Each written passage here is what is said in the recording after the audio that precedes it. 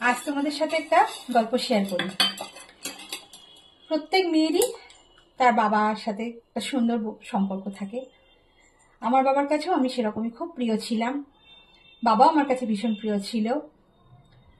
বলতে পারো সব বাবার কাছেই যেমন তার মেয়ে রাজকন্যা, আমিও কিছুটা সেই রকমই ছিলাম। বাবার সঙ্গে বাবা ভীষণ ভালোবাসতো। তো বাবা যখন রিটায়ার্ড হলো, মা বলেছিল যে কি নিবি।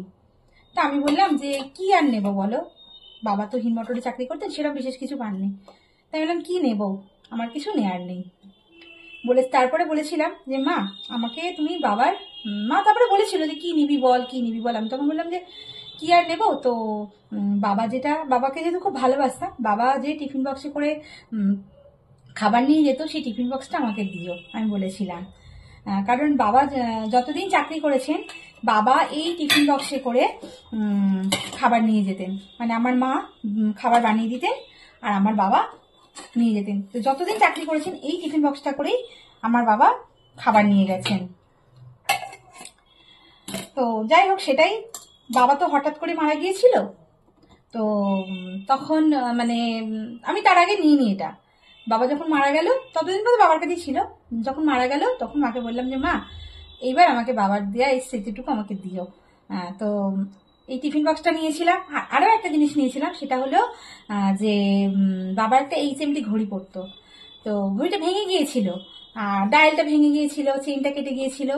তো বলেছিলাম নাই বা ব্যবহার করতে পারলাম, থাক না, আমার বাবার দেওয়ার স্মৃতি, আমার বাবা এটা সবসময় ব্যবহার করেছে। তো সেই ঘড়িটাও নিয়ে নিয়েছিলাম। আর এই টিফিন বক্সটা নিয়েছিলাম যে এটাতে বাবা সবসময়, এই টিফিন বক্সে বাবা তো আলাদা করে থালা নিয়ে যেত না, এই টিফিন বক্সেই বাবা খাবার মেখে আর কি খেত। তো এর মধ্যে বাবার অনেক স্মৃতি, অনেক কিছু রয়েছে, বাবা এটা সবসময় ব্যবহার করেছে।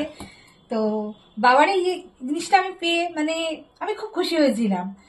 তো আমার এইটুকুই দাবি ছিল যে বাবা দেওয়া জিনিসটাই আমি নেবো। এইরকমই কিছু একটা আমার দরকার, যেটা আমার কাছে, যেটা খুব মূল্যহীন হয়ে থাকবে আমার কাছে। মানে পয়সা দিয়েও মানে কিনে পাবো না, মানে হয়তো পয়সা দিয়ে বক্স কিনে পাবো, কিন্তু এই যে বাবার একটা স্মৃতি আছে এর মধ্যে যে বাবা যে খেয়েছে, বাবার যে একটা সবকিছু আছে মেশানো, এইটাকে পেতে চেয়েছিলাম। তো সেই জন্য আমি এই দুটো জিনিস বাবা থেকে চেয়েছিলাম। আর বাবার দেয়া আরো একটা জিনিস আমার কাছে আছে, সেটা আমি তোমাদের অন্য একটা দিন শেয়ার করবো। তো সেটা আমার বাবার দেয়া আমার কাছে শেষ জিনিস আর কি। তো সেটাকে আমি খুব যত্ন করে রেখেছি। বাবা যেহেতু খুব হঠাৎই মারা গিয়েছিলেন, মানে একেবারেই হঠাৎ, মানে কোনো ওই অসুস্থতা নয়, কিচ্ছু নয়, একেবারেই হঠাৎ মারা গিয়েছিলেন।